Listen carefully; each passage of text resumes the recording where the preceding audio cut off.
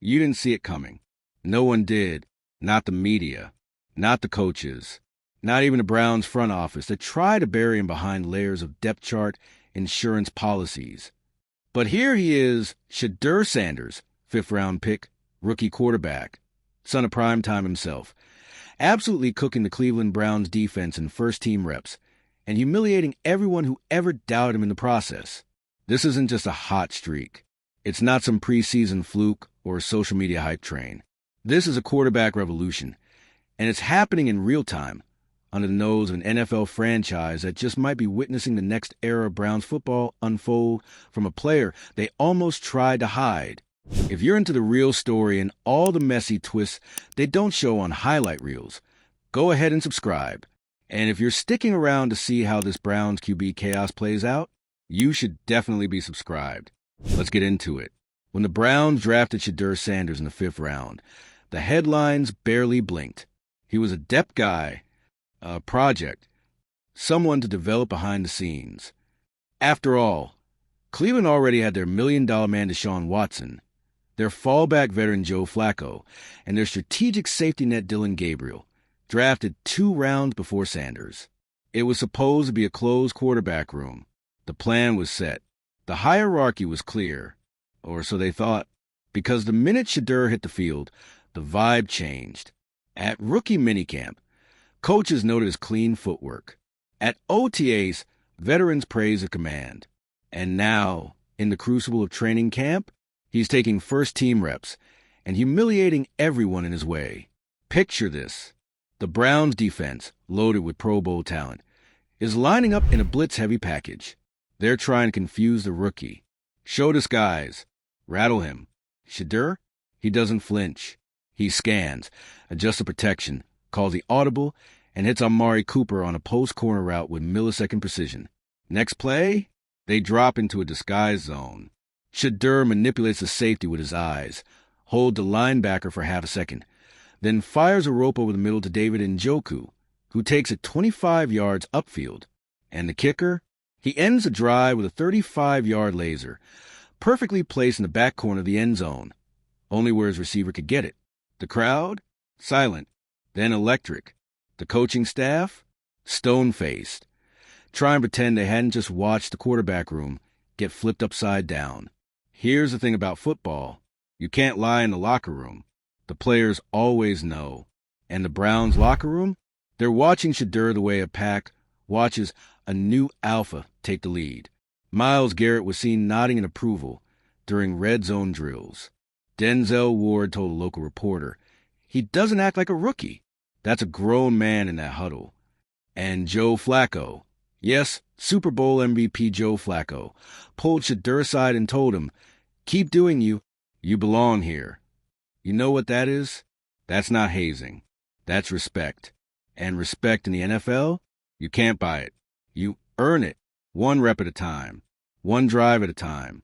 And right now, Sheduer is banking a whole season's worth before the preseason even begins. Now, let's be honest. The Browns did not plan for this.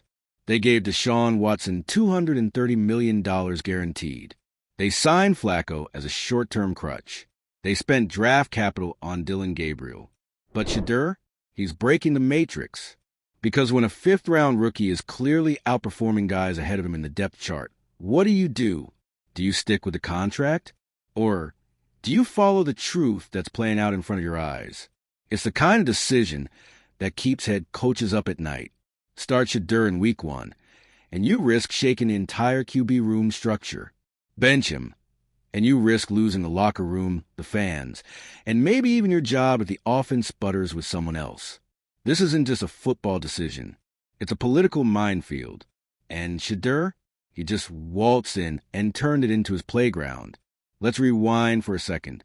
In college, Sanders completed 74% of his passes last season.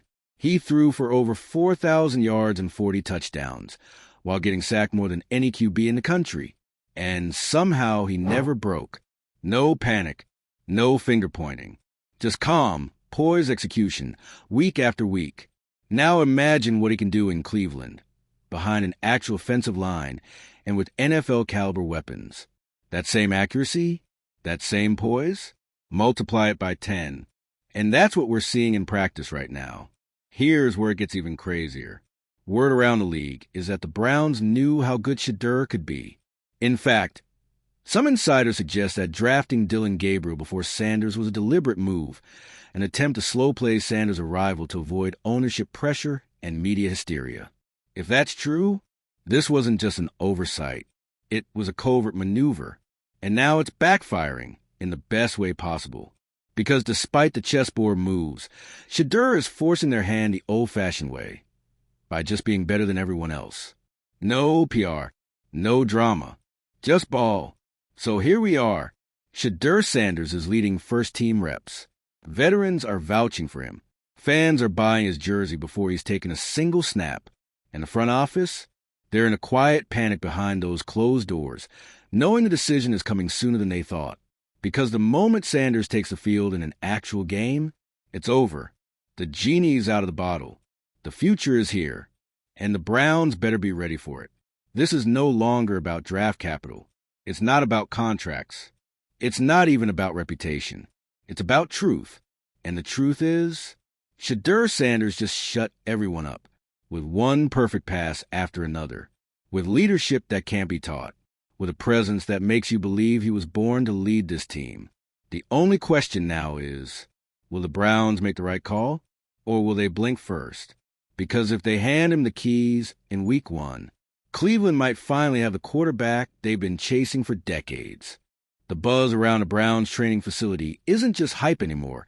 It's something more visceral, more electric. There's a quiet consensus building. Even among those who initially rolled their eyes at the idea of a fifth-round pick taking over the reins from a $230 million man. What started as a whisper among a few assistant coaches after practice is now a full-blown undercurrent within the organization. Sheduer might actually be the guy. You can feel in the locker room, where players who typically keep to themselves are gravitating towards Sanders. His presence is magnetic in a way that goes beyond just throwing a nice spiral. It's the way he speaks during walk-throughs, concise, confident, not performative. The way he'll stay after practice, not because there's a camera around, but because he's dissatisfied with how he missed a read on a play that, from the outside, looked perfect. The equipment staff sees it. The trainers see it. Even the veterans, the ones with years in the league and more reason than anyone to be skeptical, are watching him differently now. There's something about how he handles failure, too. That rare maturity where he doesn't deflect blame or sulk. During a recent red zone drill, he threw a pick, his first in over a week. The moment it happened, instead of storming off or making excuses, he went directly to the defensive back who picked him off and asked him about the coverage. Then he called over the receiver and broke down the timing. No ego, just correction. The next set, touchdown. And maybe that's what's really flipping the narrative. This isn't a kid making noise off a few lucky throws. This is someone dissecting every rep, squeezing every drop of experience out of each practice session. He's not just impressing with what he does right. He's scaring people with how fast he fixes what goes wrong. It's causing uncomfortable conversations in meetings, too. Coaches who came in believing Sheduer was a developmental project are being forced to revise their talking points week after week. Some are beginning to suggest splitting reps in preseason. Others, more bold, are starting to float the idea, quietly, of a quarterback competition, even if that phrase hasn't been uttered publicly yet. Because how do you ignore what's happening right in front of you? How do you walk into that film room after practice and pretend you didn't just watch a rookie out process and out-throw two experienced quarterbacks? In some ways, it's not just what Sheduer is doing, but what the others aren't. Joe Flacco, reliable though he is, has looked a step slower. His deep ball hangs just a second too long. His timing with the receivers is still hit or miss, even after extended reps. Dillon Gabriel, though promising, looks green, good instincts, but not yet ready for live bullets. And then there's Watson, whose performances so far have been inconsistent at best. The team won't admit it publicly, but privately, there's growing concern. Too many misreads. Too many moments where the offense stalls. Too much hesitation. So when Sheduer steps in and the ball flies out on time, on target with rhythm and velocity, it's impossible not to notice the contrast. Even more impossible to ignore the reaction from the offense. You can hear it in the energy on the field. You can see it in the way linemen clap their hands after a good drive, in the way receivers fight just a little harder on routes when Sanders is under center. There's a lift, a sense that something is building.